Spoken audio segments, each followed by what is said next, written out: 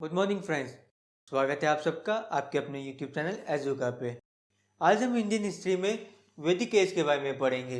हमने पिछली क्लास में इंडस वैली सिविलाइजेशन के बारे में पढ़ा था, टाइमलाइन के बारे में पढ़ा था, कैसे 2500 बीसी में इंडस वैली सिविलाइजेशन के बड़े बड़े शहर आए, जैसे मोहनजोदारो, हड़प्पा, और 1750 में मिस्टीरियस वे में इंडस वैली सिविलाइजेशन के सभी शहरों को अबेंडन कर दिया गया। इंडस वैली सिविलाइजेशन का पूरे तरीके से अंत हो गया था और 1500 बीसी में आर्यंस आ गए थे। एक पॉपुलर थ्योरी ये भी कहती है कि आर्यंस ने ही इंडस वैली सिविलाइजेशन का अंत किया था और इंडस वैली सिविलाइजेशन के रूइंस पे ही वैदिक एज स्टार्ट हुई थी।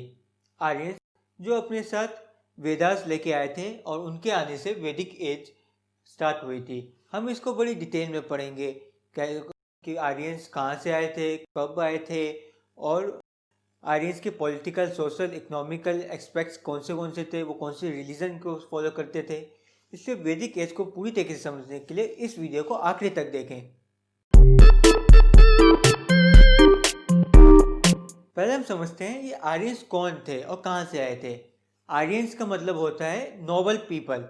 आर्यंस मतलब जो कॉमन ना हो, नोबल हो, बाकियों से ऊंचा हो। और ये आर्यन सेंट्रल एशिया से आए थे। सेंट्रल एशिया यानी प्रेजेंट डे के कजाकिस्तान, तजाकिस्तान, उज़्बेकिस्तान, इस रीजन को सेंट्रल एशिया कहते हैं। सेंट्रल एशिया में स्टीपा स्टीपा, जो कि स्टीपा का मतलब होता है ग्रास लैंड, जहाँ पे कोई भी ट्री ना हो, बड़ी बड़ी घास हो दूर दूर तक। ये सेंट्रल एशिया के स्टीपा से आए थे और ये स्टीपा ग्रास लैंडिंग के लिए सुटेबल भी था आर्यंस के लिए, क्योंकि आर्यंस नोमैड हुआ करते थे। वो बड़े बड़े शहरों में नहीं रहते थे, वो एग्रीकल्चर नहीं करते थे, वो अपने गाय, मवेशी जैसे बकरी, बैल, इन सब के साथ आगे प्रवाह करते थे। वो बंजारे थे। वो एक जगह की घास खाली करते, अपने जानवरों के साथ एक जगह ठहरते, वहाँ की घास खाली करते। जब वो इनफर्टाइल हो जाती तो दूसरी जगह चले जाते फ्रेश ग्रास के तलाश में। फिर वो खाली हो जाती तो तीसरी जगह चले जाते। ऐसे करते करते वो इंडिया में आ गए थे। जब वो इंडिया में आए तो जिस रीजन में वो आए थे आर्यंस, उस रीजन को वेदास में रीजन ऑफ 7 रिवर भी कहा जाता है। रीजन ऑफ 7 रिवर्स, क्योंकि वहाँ पे 7 नदियाँ बहती थी, जिनमें से एक सरस्वती नदी भी थी, जो कि आज विलुप्त हो गई है। उसकी कहानी अलग से है कि वो कैसे विलुप्त हुई और कहाँ चली गई सरस्वती रिवर, पर उसका भी जिक्र बहुत बार किया गया है वेदास में। और ये आर्यंस जो लैंग्वेज बोलते थे उसे आर्य लैंग्वेज कहते थे। ये आर्य भी इंडो यूरोपियन लैंग्वेज की ही एक पार्ट है, पर ये बहुत ही पुरानी लैंग्वेज है। आज की डेट में इसका कहीं भी इस्तेमाल नहीं होता है। जैसे कि क्योंकि आर्य के बाद संस्कृत डेवलप हुई, फिर आज के प्रेजेंट डे में हिंदी डेवलप हो गई। लोगों ने इसलिए आर्य लैंग्वेज का इस्तेमाल करना छोड़ दिया। अब हम समझेंगे कि आर्यन से जो 1500 में आए थे, उनके आने से वैदिक एज कैसे स्टार्ट हुई, और इस वैदिक एज को हम कैसे 2 फर्दर कैटेगरीज में डिवाइड कर सकते हैं, अर्ली वैदिक एज और लेटर वैदिक एज में। अच्छा, ये भी समझने की बात है, वैदिक एज कहाँ से कहाँ तक स्टार्ट होती है। ये 1500 बीसी से स्टार्ट होके 600 बीसी तक रहती है, जिसमें अर्ली वैदिक एज होती है 1500 से 1000 बीसी तक, और लेटेक वैदिक एज स्टार्ट होती है 1000 से 600 बीसी तक। अब हम इन दोनों एजेस को, अर्ली वैदिक एज और लेटर वैदिक एज को, बड़ी डिटेल में पढ़ेंगे। इनके पॉलिटिकल एस्पेक्ट्स को, इनके सोशल एस्पेक्ट्स को, इकोनॉमिकल एस्पेक्ट्स को और रिलीजियस एस्पेक्ट्स को। 4 एस्पेक्ट्स हैं जिसके बारे में हम डिटेल में पढ़ेंगे, both for early and later वैदिक एज।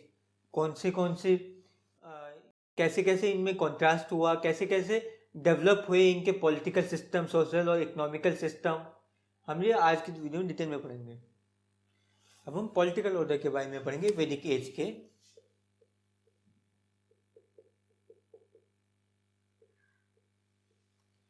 अर्ली वैदिक एज में मोनार्ची होती थी, हेराडिटी मोनार्ची, यानी राजा के बाद उसका बेटा राजा बनेगा, उसके बाद उसका पोता राजा बनेगा। ये हेराडिटी मोनार्ची होती थी। और इसका जो बेसिक यूनिट होती थी उस समय पॉलिटिकल यूनिट, वो कुला होती थी। कुला, जिसको कहते हैं हम कुल भी कहते हैं। कुल मतलब जैसे आज भी हम बोल देते हैं ये स्कूल का है, वो स्कूल का है। बेसिकली ये ब्लड लाइन को रिप्रेजेंट करता है कुल। कुल के बाद आता है ग्रामा। ड्रामा जो सेवरल इंटरकनेक्टेड फैमिलीज का एक समूह होता है जिनका एक कॉमन लीडर होता है। Group of several interconnected family with a common leader known as gramani. Gramani जो ग्रामा का लीडर होता है। ग्रामा के बाद आता है विशु। विशु जो कि सेवरल विलेजेस के ग्रुप को एक विशु कहते हैं। सेवरल विलेजेस के ग्रुप को विशु कहते हैं। और विशु का एक लीडर होता है जिसे कहते हैं वैश्यपति। विशु के बाद आता है जना। जना सबसे हाईएस्ट, अर्ली वैदिक एज में जना हाईएस्ट पॉलिटिकल ऑर्डर होता था। जना एक सके तो तुम कह सकते पूरा किंगडम को जना कहते थे और इसको राजन कहते थे। जना के लीडर को राजन या फिर किंग का कहते थे। इससे तो बात हो गई ये हमारी अर्ली वैदिक एज की। और अर्ली वैदिक एज में दो सिस्टम और होते थे, स्मिति, समिति या फिर सभा।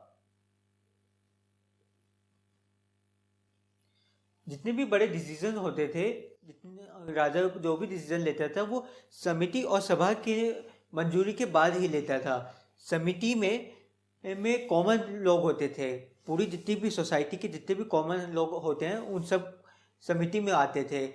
और समिति में आके वो अपनी राय रखते थे, अपने जो है भाव रखते थे कि उन्हें क्या चाहिए, क्या चेंजेस होने चाहिए, कि युद्ध होना चाहिए कि नहीं होना चाहिए। ये सब समिति में कॉमन पीपल बताते थे। इनकी कोई पावर नहीं थी पर ये अपनी राय रखते थे समिति में। और सभा में एल्डर आते थे। एल्डर्स के ग्रुप को सभा कहते थे।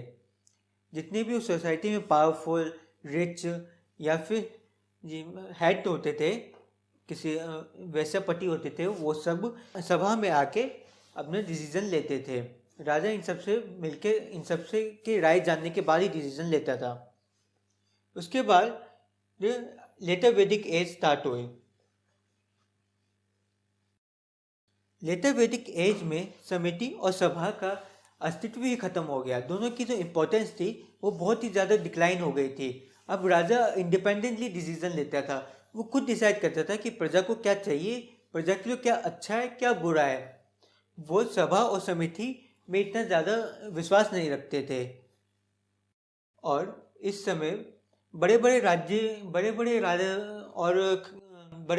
होने लगे। जो बड़े बड़े राज्य थे उन्होंने छोटे छोटे राज्यों को अपने अंडर करके बड़े राज्य बना लिए और अपने आप को टाइटल दिया महाजनपद।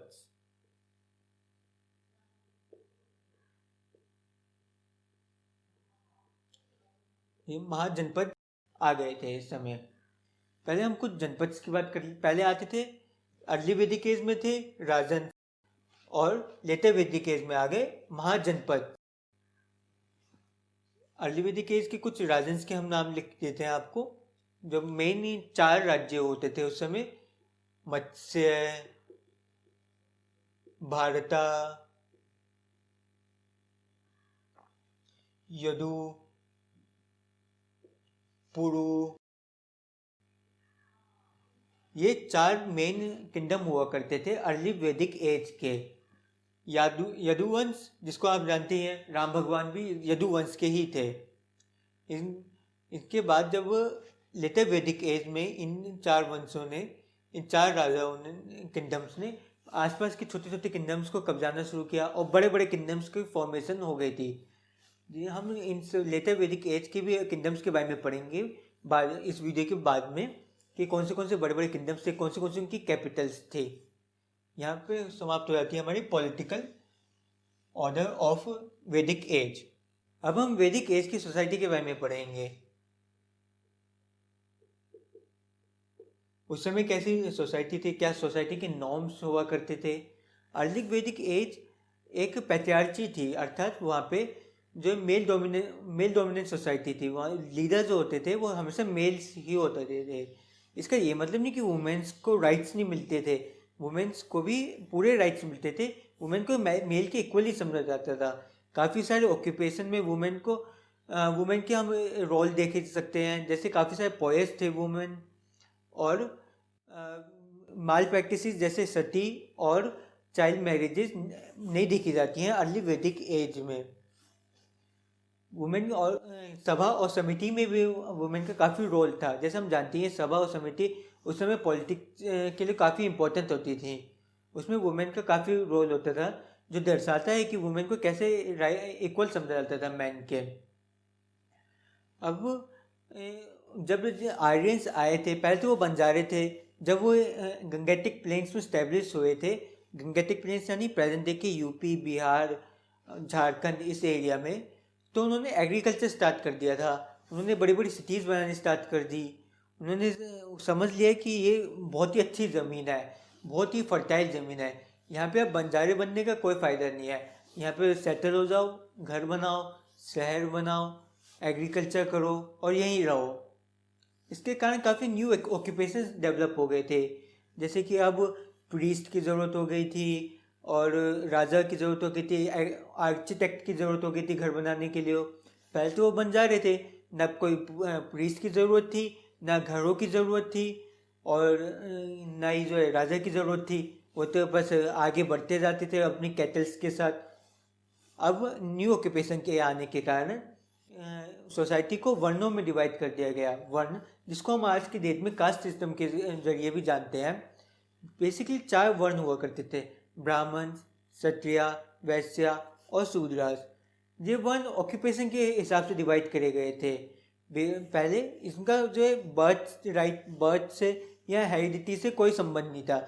सिंपली ऑक्यूपेशन के हिसाब से ये चारों डिवाइड करे गए थे। जो पूजा करते थे या फिर जिनको वेदास का ज्ञान था, उन्हें ब्राह्मण वर्ग में डाला गया। जो लड़ाई करते थे, राजा होते थे, उन्हें क्षत्रिय कहा गया। जो व्यापार करते थे, ट्रेड करते थे, या फिर दूर दूर तक ट्रैवल करते थे, उन्हें वैश्य कहा गया। और जो बाकी काम करते थे, जैसे एग्रीकल्चर करते थे या फिर दास हुआ करते थे, उन सबको शूद्र उनकी कैटेगरी में डाला गया। इस समय वर्ण सिस्टम बहुत ही ज़्यादा रिजिड नहीं था। कोई कोई आदमी जो ब्राह्मण कास्ट में था, वो शूद्र में भी जा सकता था, और जो शूद्र में था वो मेहनत करके क्षत्रिय भी बन सकता था। अर्ली वैदिक एज में कास्टिज्म ज़्यादा रिजिड नहीं था। फिर लेटर वैदिक एज आई। लेटर वैदिक एज और अर्ली वैदिक एज में की सोसाइटी में हम काफ़ी ज़्यादा कॉन्ट्राडिक्शन देखने को मिलती है हमें। जैसे लेटर वैदिक एज में वर्ण सिस्टम बहुत ही ज़्यादा रिजिड हो गया था। अब वो कोई भी अपनी वर्ण चेंज नहीं कर सकता था। जो ब्राह्मण का है वो वैसे नहीं बन सकता था। जो शूद्र है वो ब्राह्मण नहीं बन सकता था। कोई भी अपनी वर्ण चेंज नहीं कर सकता था। वर्ण अब ऑक्यूपेशन की जगह बर्थ राइट पे डिपेंड करती थी। और वुमेन्स का भी स्टेटस अब जो गिर गया था। अब वुमेन्स को इन्फीरियर टू मैन समझा जाता था। उन्हें कोई भी पॉलिटिकल राइट्स नहीं दिए जाते थे। उनको फिक्स कर दिया था कि अब वो घर की काम ही करेंगी। ये फिक्स ऑक्यूपेशन है, यही वुमेन्स को करनी है, इसके आगे नहीं बढ़ना है। वुमेन्स को हमेशा मैन की बात माननी है। ये सब जो भी हम चीज़ें देखते हैं सोसाइटी में, ये लेटर वैदिक एज में आई थी। अर्ली वैदिक एज बहुत ही लिबरल थे, और लेटर वैदिक एज में उनको पॉलिटिकल राइट्स भी छीन लिए थे। जैसे कि हम जानते हैं सभा और समिति दोनों ही के इम्पोर्टेंस ख़त्म हो गई थी। दोनों में जो है वुमेन्स आती थी। अब वुमेन्स पॉलिटिकली बिल्कुल ही एक्सक्लूड हो गई थी, और उनके ऑक्यूपेशन भी फिक्स हो गए थे। और जो इसी एज के दौरान हम देखते हैं कि चाइल्ड मैरिजेस भी देखने को कॉमनली देखने को मिलती थी। ये जो सोसाइटी थी अर्ली और लेटर वैदिक एज दोनों ही में मोनोगेमी की सोसाइटी थी, अर्थात एक ही मैरिज होती थी, एक आदमी एक ही औरत से शादी करता था। नॉवेल्स में हम देखे जाते हैं, राजाओं में देखे जाते हैं कि वो दो दो मैरिजेस कर लिया करते थे, पर जो कॉमन पीपल थे वो एक ही मैरिज करते थे। अब हमने पॉलिटिकल कवर कर लिया, हमने सोशल कवर कर लिया, अब हम इकोनॉमिकल एस्पेक्ट्स के बारे में पढ़ेंगे। अब हम इकोनॉमिक एस्पेक्ट्स के बारे में पढ़ेंगे वैदिक सोसाइटी के। इकोनॉमिक एस्पेक्ट्स जो अर्ली वैदिक एज है, जैसे कि हम जानते हैं कि स्टार्टिंग में आर्यंस जो बंजारे थे, पैसे चढ़ाने वाले थे, पर जब वो इंडिया में आए, इंडियन सब कॉन्टिनेंट में आए, नॉर्थ इंडिया में, तो वो सेटल हो गए। उन्होंने अब एग्रीकल्चर स्टार्ट कर दिया था। उन्हें एग्रीकल्चर इतने अच्छे से नहीं आता था, पर उन्होंने अर्ली वैदिक एज में ही एग्रीकल्चर स्टार्ट कर दिया था जी। और जो वहाँ के ट्रेड होते थे वो जो है बाटे सिस्टम के जरिए होते थे।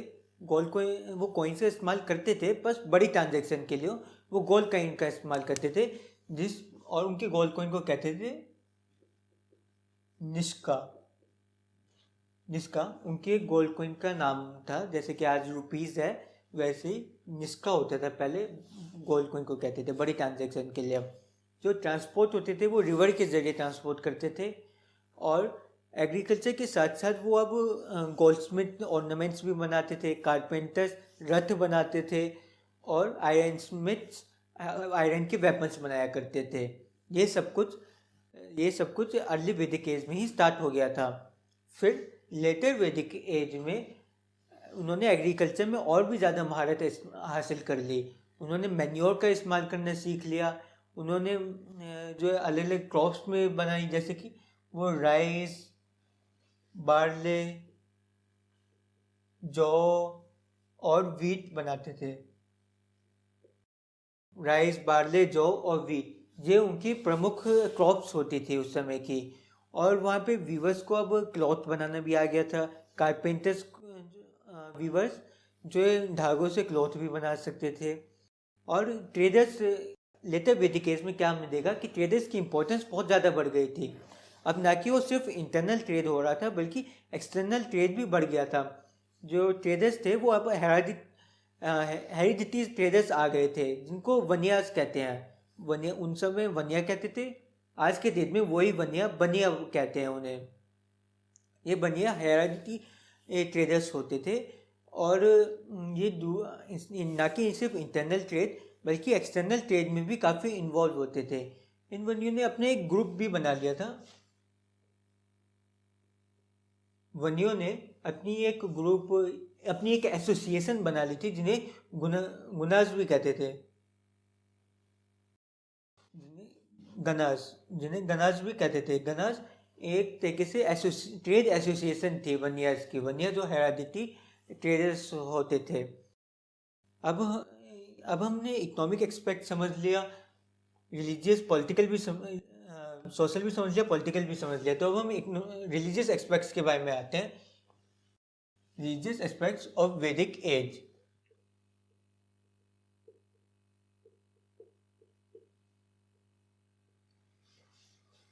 रिलीजियस एस्पेक्ट्स भी हम डिफरेंट देखते हैं अर्ली वैदिक एज और लेटर वैदिक एज में। अर्ली वैदिक एज में नेचुरल फोर्सेस की पूजा करी जाती थी, जैसे अग्नि, वायु, जल, पृथ्वी, इन सब की पूजा, थंडर, इन सब की पूजा करी जाती थी।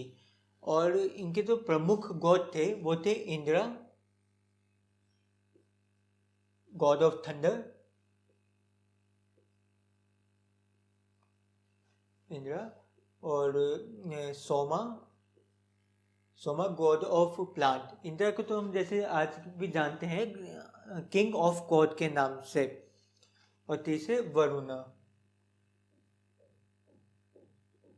कई बार क्वेश्चन भी आ जाता है कि who are the 3 important gods of early Vedic as.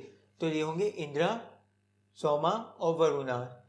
Indra जो है थंडर के हैं, सोमा जो है प्लांट के देवता होते हैं, और वरुणा जल के देवता होते हैं, रेन या फिर वाटर, रेन/वाटर के देवता हाँ वो तो है।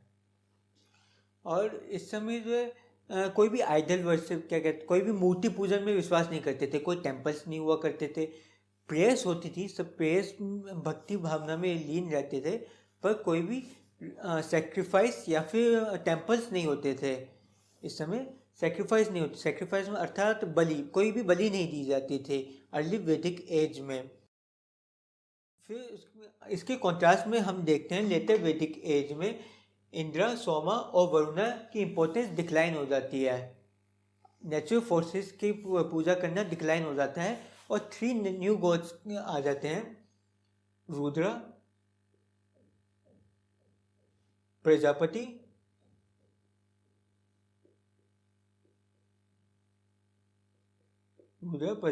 और विष्णु।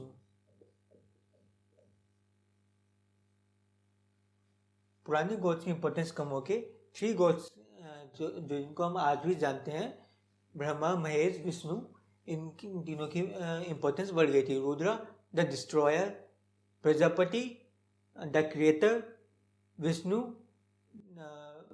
The protector. इन तीनों की इंपॉर्टेंस बढ़ जाती है लेटर वैदिक एज में। और लेटर वैदिक एज में अब बहुत सारे प्रीस्ट की भी इंपॉर्टेंस बढ़ जाती है। जैसे कि हम जानते हैं लेटर वैदिक एज में कास्टिज्म या फिर वर्ण सिस्टम बहुत ही रिजिड हो जाता है। उसी कारण प्रीस्ट भी एक हेरिडिटी पोजीशन बन जाती है। प्रीस्ट का बेटा ही प्रीस्ट बन सकता है, किसी और वर्ण से कोई प्रीस्ट नहीं बन सकता अब लेटर वैदिक एज में। इसके कारण प्रीस्ट जो है काफ़ी सारे रिचुअल्स बना देते हैं कि अगर रुद्र की पूजा करनी है तो फिर ये वाले रिचुअल्स करने पड़ेंगे, ये वाले सेक्रीफाइस करनी पड़ेंगी, इसकी बलि देनी पड़ेगी, ये जो तप करना पड़ेगा। ये सब प्रीस्ट के बनाए हुए नियम थे लेटर वैदिक एज में। इसके कारण हम देखते हैं इन सभी रिचुअल्स के कारण आगे जाके कई लोग इन सब रिचुअल्स का विरोध करते हैं और उस विरोध के कारण जैनिज्म और बुद्धिज्म जैसे न्यू रिलीजन भी फॉर्म हो जाते हैं। अच्छा, एक और बात समझने की है, उस समय कोई फीमेल गॉडेस की भी पूजा होती थी। फीमेल गॉडेस जो दो सबसे इंपॉर्टेंट फीमेल गॉडेस की पूजा होती थी वो थे अदिति और उषा। अदिति और उषा दो फीमेल गॉडेस थी जिनकी पूजा उस दौरान होती थी, अर्ली वैदिक एज में भी और लेटर वैदिक एज में भी। लेटर वैदिक एज में भी उस अदिति और उषा की इम्पोर्टेंस कम हो गई थी और सिर्फ 3 गॉड्स की इम्पोर्टेंस बढ़ी थी, रुद्र, प्रजापति और विष्णु। अब हमने पॉलिटिकल, सोशल, इकोनॉमिकल और रिलीजियस चारों एस्पेक्ट्स को डिटेल में समझ लिया है वैदिक एज के। अच्छा, अब हम कुछ लेटर वैदिक एज के किंगडम्स के बारे में भी समझते हैं। जैसे कि हम जानते हैं कि जब ये गंगेटिक प्लेन्स में आए थे बिहार और झारखंड के एरिया में, यहाँ पे राजाओं को मेटल्स मिला, आयरन मिला। आयरन जो आज की डेट में भी बिहार और झारखंड के साइड, बिहार झारखंड बेल्ट में ही पाया जाता है। जब आर्यंस इस रीजन में आए तो उन्होंने ब्रॉन्ज एज से आयरन एज की तरफ से ट्रांसफॉर्मेशन लिया। पहले हम जैसे जानते हैं Indus valley civilisation bronze age की थी और आर्यंस जो बाद में लेटर वैदिक एज में आर्यंस आयरन एज में आ गए थे, क्योंकि उन्हें गंगेटिक प्लेन्स में आयरन मिल गया था और उन्हें टेक्निक भी आ गई थी कैसे उस आयरन को मेल्ट किया जाए, हाई टेम्परेचर क्रिएट किया जाए उस आयरन को मेल्ट करके उसकी टूल्स बनाने के कारण। इंडस वैली सिविलाइजेशन ब्रॉन्ज की थी और वैदिक एज आयरन एज थी। और जैसे आप जानते हो कि जब नया न्यू मेटल मिलता है, कुछ नई डिस्कवरी होती है तो बहुत ज़्यादा प्रोस्पेरिटी होती है। इसी प्रोस्पेरिटी का रिजल्ट था कि जो किंगडम्स अर्ली वैदिक एज में सिर्फ प्रजापति थे वो अब महाजनपति बन गए थे। महाजनपद का उन्होंने स्टेटस हासिल कर लिया था।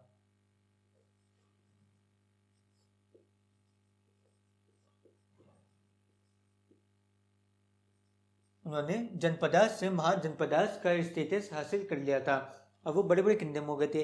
ऐसे 16 महाजनपदास थे जिनके बारे में अक्सर एग्जाम्स में पूछा जाता है कि ये कौन से महाजनपदास थे, इनकी कौन सी कैपिटल्स थी। आपके लिए ये याद करना बहुत ही ज़रूरी है। इनमें से कुछ फेमस जो थे वो थे पांचाल,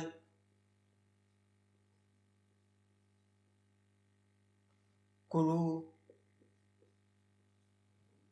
मत्स्य, मगध,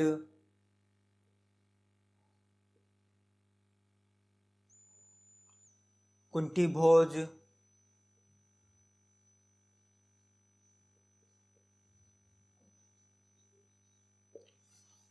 विशाली,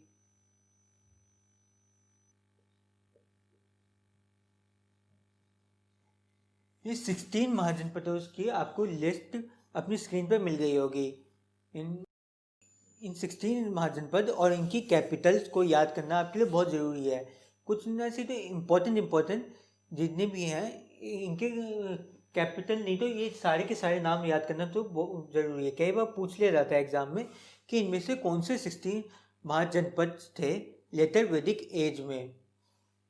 अच्छा, मैं आशा करता हूँ आपको हमारी ये वीडियो पसंद आई होगी और ये वैदिक एज से जुड़ी अब आपके मन में कोई डाउट नहीं रहे होंगे। फिर भी अगर आपके मन में कोई डाउट है इस वीडियो से रिलेटेड या कोई फीडबैक है तो हमें कमेंट सेक्शन में ज़रूर बताएं।